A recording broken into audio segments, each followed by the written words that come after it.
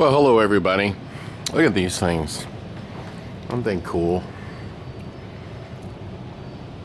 So hey, I want to give everybody an update as to everything we're doing, and we're going to IAAPA. We're going to make a video of the IAAPA show.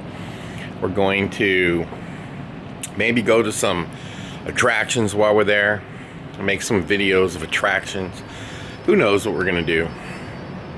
But that's what's happening. We're going to the IAAPA show. And for those who don't know what the IAAPA show is, it's an amusement park show. And something that is asked a lot: should I go to the IAAPA show? That's an interesting topic. It's not the topic of this video, but it's an interesting topic. It's a great show. As far as haunted house owners, I think it's a show maybe you should go to like once every 3 years.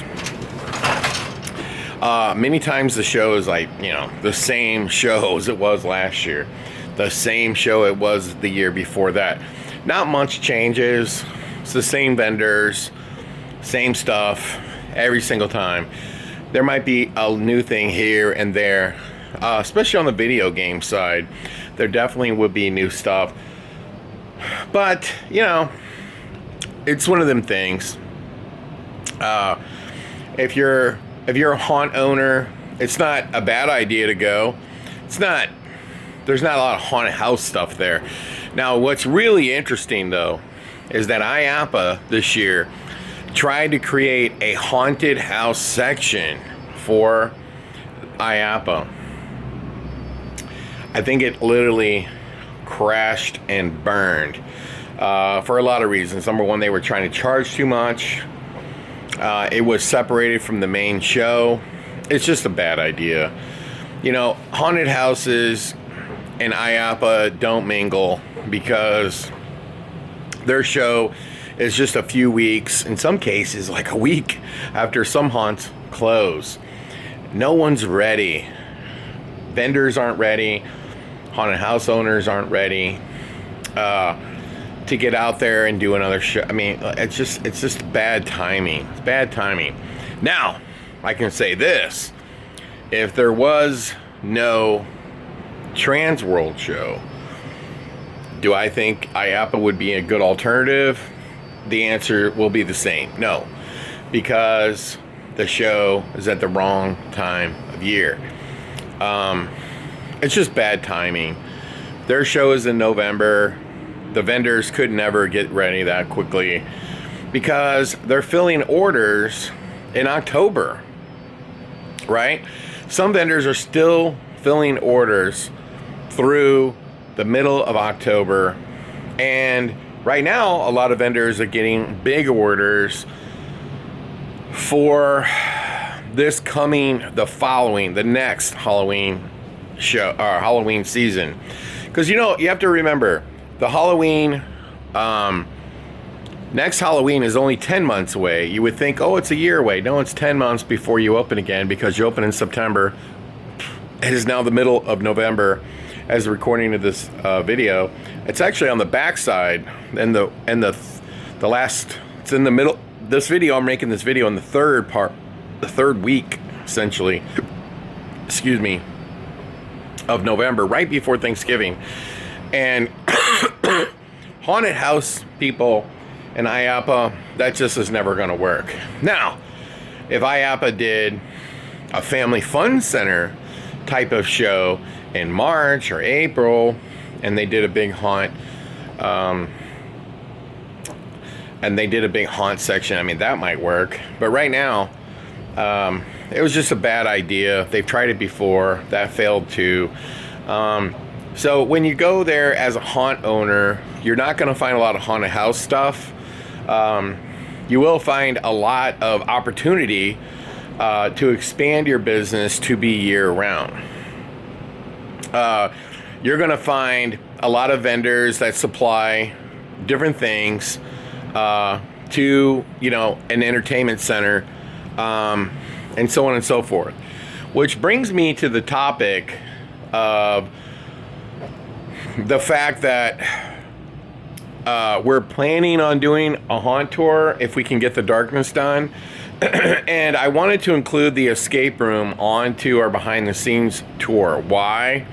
Well, I wanted to include it because we've made a lot of videos talking about how you need to have year-round income. Everybody needs to have year-round income. And one of the ways to do it is to open for special events with your haunted house. Now, somebody just recently told me, hey, what about opening for Thanksgiving and calling it Thanksgiving? That's pretty funny, would it work so close to you just opening for the entire Halloween season? I don't know. I doubt it. But it is funny. Thanksgiving. And I'll tell you why it wouldn't work. Why Thanksgiving wouldn't work. Because, like, when you're open, depending on when the calendar year falls, and you literally close your haunt, let's say, in some cases, you're staying open till the second weekend of November, depending on how the calendar falls. Now, we didn't do that this year because Halloween fell on a Thursday, so it was perfect just to close her down after the first Friday and Saturday of November. Now, I know some people just stayed open for one day the following week, opened on November the 8th, whatever. But let's just say, depending on when the calendar year is, you actually do that. And then what are you going to do? Open 2 weeks later for Thanksgiving? I mean, like, it makes no sense. It's two on top of each other. It just makes no sense, in my opinion. But it is funny. At least with Krampus, you have a differential for your business. And what I mean by that is that you have the fact that you're going to put Christmas lights out. You're going to put, Christmas decorations. You're going to kind of sort of have your actors dress up like elves and things of this nature. That is a big difference, right? That's a huge difference between opening up, regular. And so, when you think about Krampus, it really is like right on the heels of you closing. So whenever you're decorating the whole entire haunt and you're changing the actors, you're changing the audio and all of this, yeah, you do make a special event. I think with Thanksgiving, it's literally right on top. Then I think the My Bloody Valentine, it's like, 6-8 weeks after you open for Krampus. And so, it's a bloody date night. It's the scariest date night of the year. It makes sense. It works. Okay. Then I've heard people literally doing, and by the way, look what I have here. This is Hope. Say hi, Hopi. Come here. Come here. Come here. Come here. There she comes. Say hi, Hopi. Hopi, come here. Hop up here. Watch what this dog will do. Come here. Come here. Yeah, look at that. Look at this dog. This dog is like a little sweetie. But anyway, she's griping. She wants to get out of here. But anyway, what I'm saying is that you have My Bloody Valentine. It makes sense. Okay. And then you've got some people are opening for St. Patrick's Day. I don't know. And I've heard that some people do that and they're doing 500, 600 people. I mean, hey, that's still money, I guess. And if you are making enough to make it worth your while, more power to you. And then you've got the halfway to Halloween movement, which has really worked. Okay. But, even with all this being said, let's say you do 1,000 people for Krampus, 1,000 people for Valentine's. And I know that some people do more and some people do less. And you do halfway to Halloween. And let's say you charge $30, whatever it is. It's $100,000. I'm not saying that's not good. It is good. But I also wondered if you're robbing Peter to pay Paul. And what I mean is a lot of people are talking about their attendance was lower this year. But you're doing halfway to Halloween. You're doing Valentine's, you're doing Krampus. Is your attendance down traditionally when you add that into your numbers? That's a good question. That's something you should ask yourself. But, you know, it's like, do people want to go to your haunted house multiple times, all spread out across the year? I don't know. But it's possible that you are robbing Peter to pay Paul. Oh, well, yeah, we don't have to go to the haunted house. We'll go when they do Krampus. Oh, we missed that. We'll go to Valentine's, whatever. But I don't know that people are going to your halfway to Halloween, then turning right around and going to your haunted house. That's something that I think you got to look at your numbers from previous years. But I do think that when you open for so many times throughout the year, you think you're making all this additional revenue. But in fact, I think it's possible, if you really study your numbers and study everything, and you see what you've done over the years, that you could just be robbing Peter to pay Paul. So that's not a positive, really.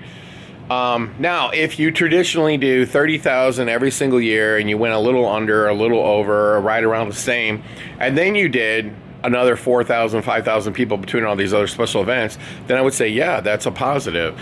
Okay, I don't know that it's a positive for everyone. I think, and I also think that when you talk to people and they rave about how great they did, they could be an outliner. There could be a lot of reasons why they did really good, but they're an outliner. Okay, so those are things to think about. So I think that it's really important that you have year-round revenue, and opening for these holiday seasons has really helped you be able to have year-round revenue. But do you have an escape room facility? I'm telling you that when you build an escape room like you do your haunted house, which means, like, you know, you make an experience, you have animations in it. One of the big things that we've done with our escape rooms literally over the last year, we've started putting, like, you know, animations in there from like poison props and stuff. And oh my God, it's so much fun. And people think it's freaking fantastic. They're screaming, they're yelling. And we put them all on triggers so the game masters can trigger them when they want to. But one of the things when we're talking about attendance, is it lower or higher? One of the things that got me thinking was somebody said on Facebook that their attendance for their escape rooms was way down. Now, if you dive into all the people who said their attendance was way down, one of the things they mostly all have in common is they don't have Halloween, haunted house, scary, horror-themed rooms.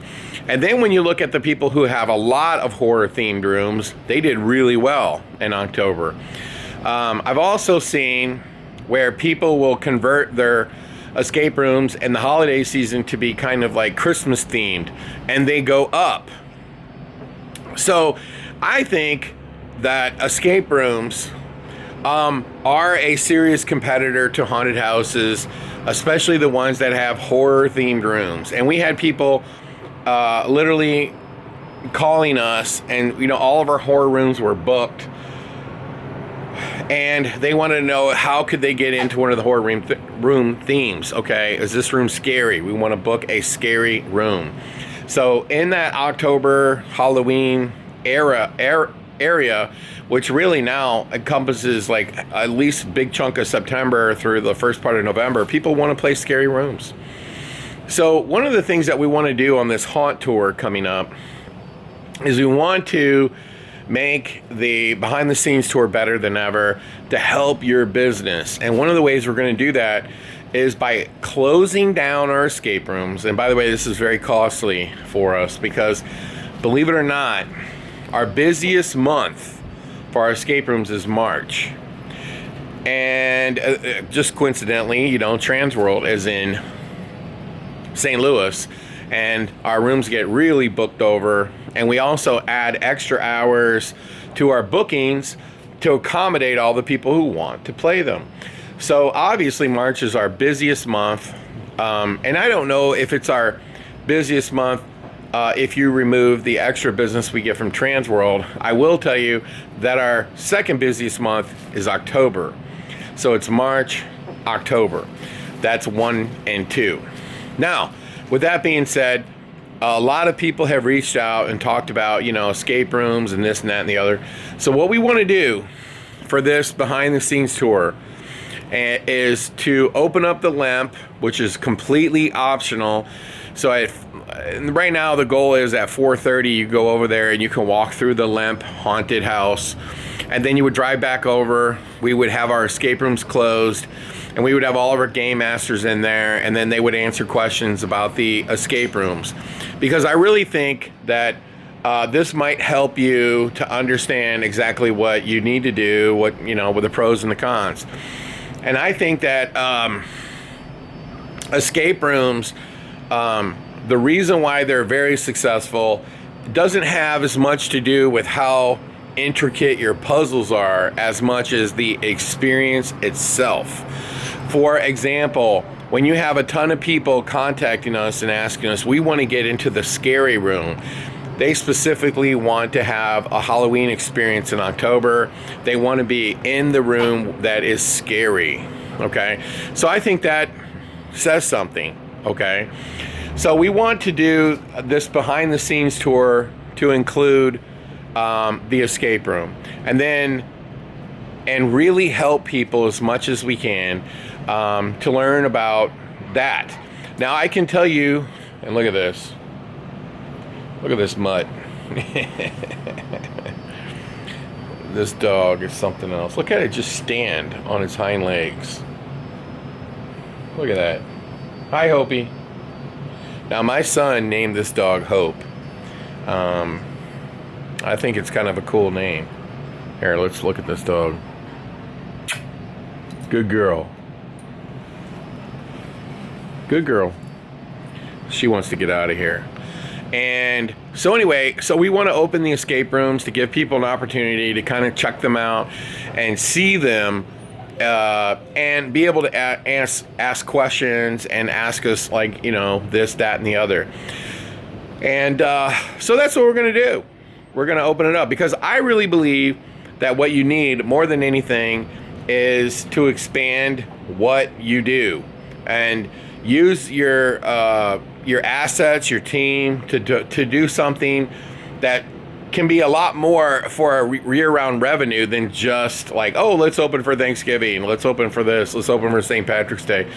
I actually think the escape rooms are great when they're done well and detailed, and they have animations, and they have, like, they're really focused on the experience itself.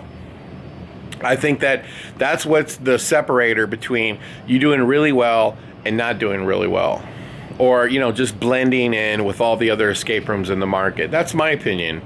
So that's what we're gonna do. And we talked about, like in my last video, about our plan, but our plan is to add 2 new escape rooms before Transworld. Whether or not we get them done or not, we are going to start working on the Alien, trying to finish it next week, and we're going to see how far we get with that. And then we're going to just start tearing into rebuilding this haunted house. Now, I wanted to tell you, plans change. Plans can always change, because I changed my mind a lot. I'm just going to tell you right now, I changed my mind a ton. So let's go look. This dog is going crazy over here. It wants to get out of here. Come here. I changed my mind a lot, and the reason why I changed my mind a lot is because, I'm always aiming for, hey, what's the best option? So you can kind of sell yourself on one thing, and the longer it takes to ever get it started, look at this dog just jumped on me again. The longer it takes to get something started, another idea could present itself. But I will tell you that my goal right now is, look at this dog. This dog is saying, hey, we got to roll, bro. What's wrong with you? I want to get out of here. My concept is, you got to always keep an open mind as to what the future may hold. Because I can tell you this. Whenever I had the last escape room tour, that we actually did an escape room tour. It was only like, I think it was the first year, maybe it was the second year too. The first year we did the escape room tour, we had 2 escape rooms and they didn't even work. They didn't work for months later, but they were built and they looked like finished escape rooms, but they weren't. And so now we have 7 escape rooms, hopefully soon 8, and a mini golf, pinballs, and all this other stuff. And it's a big year-round business. And now, because of this business, because this escape room business has really taken off, it's helped fund all these other crazy ideas that I have or you have to blow up your business. And so when you think about it, me trying to like build this little wedge over here between the escape room building and the darkness to connect the two back together, which would also give me almost 2,000 square feet in between. That will help me expand the gift store. Expand the escape room business. And right now, I'm thinking, you know what? I ought to build my own Jekyll and Hyde type of bar in there. Maybe sell pizzas, right? Show sports, but also show like creepy 50s horror clips. And just have this like really cool, vampire type of bar. And then I started thinking that I could connect that to the darkness and sell VIP tickets. So like we're talking about real VIP tickets where it's like $75. So you get to go through the darkness, you get early access, let's say, to the retail store. You get early access to the bar with all the animations. But then I also started thinking too that what the escape room really needs, and what the haunted house might even be able to use, is a corporate party room. So that's exactly what it would be. And I can move all my pinballs in there. Okay. But here's the thing. Could I change my mind? Well, let's put it this way. I've only got a bid for one aspect of this project, and that was to dig the foundation. Okay. I talked to the steel company today. I talked to the steel company, and they said they're hopefully within a few days they'll have a bid for the steel, for the pans, and all of the metalwork for the stairs. So they'll give me a bid. So once I have the bid for the steel and the foundation, I put those two together, I'll have a really good idea of what the rest will cost and how much it'll cost me to invest to do this for these buildings. But here's the reason why I'm able to afford this. I'm able to afford it because of the escape rooms, because of having year-round revenue. Now, a friend of mine who owns an attraction called Hell's Gate, John LaFlamboy, they have a great haunted house that does fantastic, but that same property doubles up as a big paintball facility where they have multiple paintball arenas, and it's like an adventure park, and they run this all year round. I have another friend named Tony Wogamuth, and he runs a place called Spooky World, or Spooky Woods, and he has a big haunted house that does fantastic, but he also runs a place that has a fall festival for kids and families during the day. And so it's like he's got two sources of revenue. And I think that's really where you need to be. So that's why I wanted to do this haunt tour this year and include the escape room. Now, on that topic, and we discussed this in the very last, look at this dog. This dog is losing its mind. Come here. So this brings up another topic that I want to just throw out there really quick. Is when I'm going to try to get this haunted house, TerrorVision's taken out, is still for sale. Give me a call, give me an email, get in touch with me. But when I take it out, when I get back from IAAPA and we start to remove it, the very first thing I'm going to do is expand this retail store once and for all. And once it's as big as it's going to be, it can become another source of revenue. okay? Because, and I know it already is a source of revenue, okay? But what we've learned is from the time when we first had it, that you could actually do well with the retail store. But I'm wondering, could we open it year round? If it's connected to the escape room, could it be open like 1 day, 2 days a week, something like that? Let me tell you something. I got an email today from some people who were out of town, and they wanted to come to the horror gift store. Now, of course, it wasn't open, and they weren't able to come. And, you know, because they sounded so enthusiastic, we even thought about coming down here, but they had already left. But it doesn't have to be a horror retail store. It can just be a novelty store along with horror and everything else, and it can be connected to the escape room via connecting the two buildings. So when we do that, we're going to have the opportunity to really expand upon what we sell. I am never going to have it be like a spirits and have a bunch of Halloween costumes. So, and we have a lot of horror collectibles, and as we wrap up this video, we can take a look at them all, right? So how many more things can we buy? Well, we're going to go to the Halloween and party show, and we'll make a video there, and we'll see if there's other things there to buy, and we'll report back. But with that being said, if we make this gift store a heck of a lot bigger, you know, could we start selling collectibles from like Goonies or Star Wars or, you know, I don't know, Batman and Robin, Batman 66. Could you sell other things other than just, you know, could we sell like these stuffed animals, but for Deadpool or Spider-Man or Batman? I mean, you don't know. You have to try.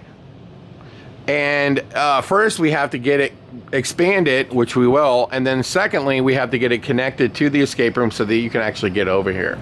And then it would make sense. It would make the escape rooms a whole, like, another experience. Because start imagining the escape room having a pinball arcade, having a real bar that's themed and really interesting. It's like, I want to go out of my way to go there. And then it has this huge retail store that could be connected to it as well. You have all these escape rooms, a mini golf and everything.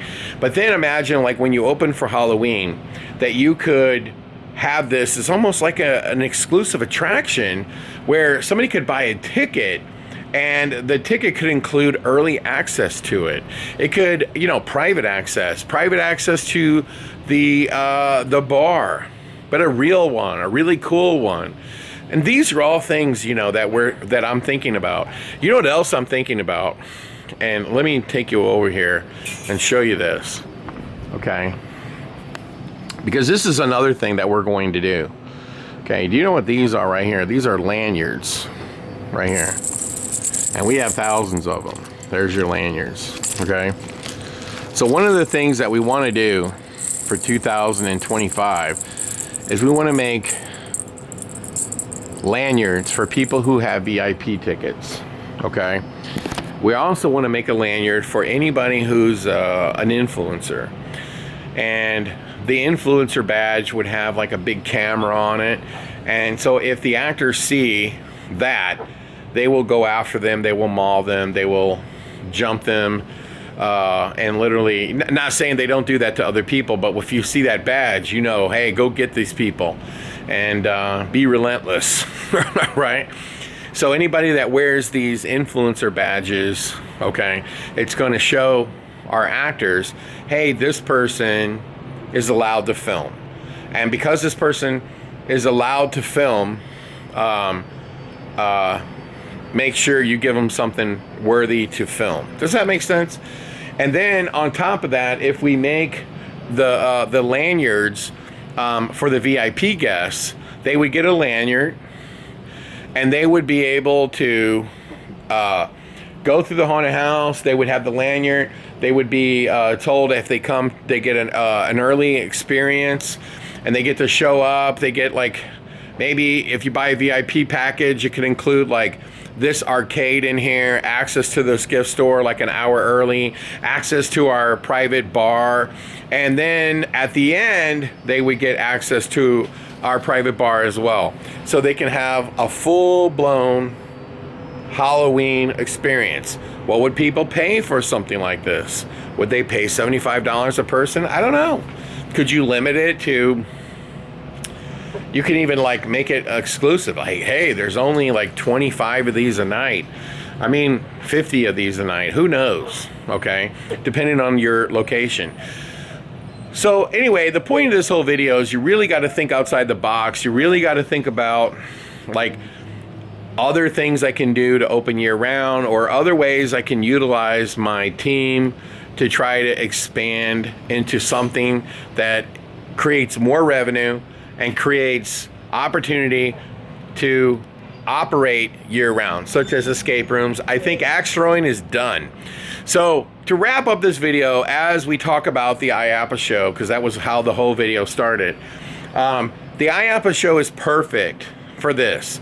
If you go to the IAAPA show, you'll see lots of different things that you might be able to invest in. You'll see arcades, you'll see laser tag, mini golf, and I've often said, and I'm going to say this right now, if you have space and you want to create some additional revenue, hey, wouldn't it be great for you to create your own monster horror themed mini golf? That is absolutely something you could operate year round. And if you have the space for it, why not?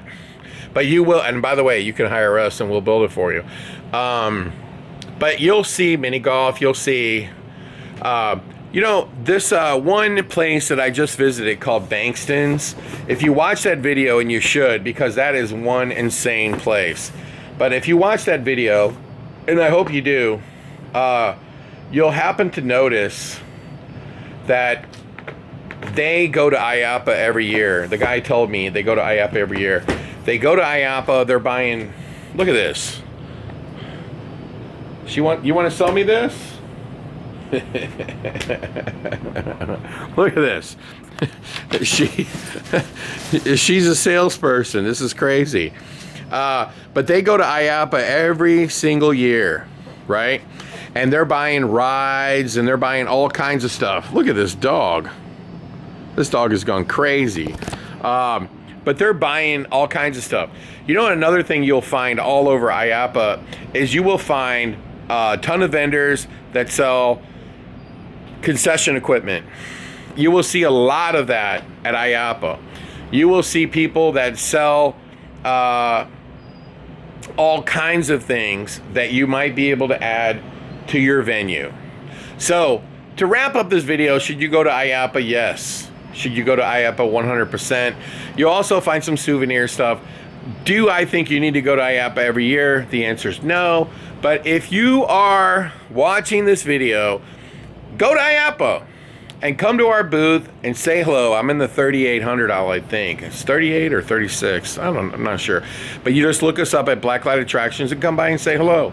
So that's what I wanted to make this video about, as IAAPA. And I just want to kind of ramble a little bit about things that maybe you should start considering if you're going to try to create additional revenue. These are things that are going through my head, okay? Because, you know, I'll tell you something. The hardcore haunted house person would say, oh, you're selling out because people want you. I mean, it should be all about getting scares and it should be all about this. People want to have Halloween experiences. That's why in Chicago, for example, they've got this a massive, I think it's called Jack's Bar or something, and it's a massive pop-up photo op Halloween experience that draws in. I can tell you that place is doing way more than any haunted house. I'll tell you that. People want Halloween experiences, and so that's what we're going to give them here at the Darkness with the renovations that we're making over the next year. We're going to be creating experiences for our customers, and one of them right here is about, you know, having a really cool retail store with a lot of different things to look at and buy, and hopefully like a Jekyll and Hyde style bar with animatronics and all kinds of stuff like that, and then replace TerraVisions and build a brand new haunted house and keep expanding the escape rooms, of course. So that's what we're going to do. And if you come to IAAPA, you can come look us up. So I hope you have a great holiday season. If we don't talk again between now and Thanksgiving, I wish you and your family a great Thanksgiving. And I'm sure we'll do some other videos, but look for the video that we will make on IAAPA. You know what I do at IAAPA that's turned out to be fantastic? I rent one of those carts and I drive it up and down the aisles without turning the camera off, because IAAPA, they said, is about a 7 or 8 mile walk. So if I'm able to make a video of the whole entire IAAPA show, I get on these carts and I just stop where there's something interesting to see. Does that make sense? So I'll probably do that again. It actually really worked out. But come and see us at IAAPA. I hope you come to IAAPA. And I will tell you too, the Trans World holds an event. They hold an event at IAAPA for haunted house owners and operators. And it's, again, at the fun spot. You got to go by Trans World's booth and get a wristband. And then you can ride all the rides at Fun Spot and everything else. So anyway, so take care. We'll see you soon, and hopefully we'll see you at IAAPA. And there's my video on should you or should you not go to IAAPA. Hopefully I've made the case to go. But if you went last year, I would say don't worry about it. You already have seen everything. But there's not enough new there every year that you really need to go every year. But if you went every 3 years, I would say it would be in your best interest. Until then, folks, I will see you later, and hopefully we'll talk again very soon.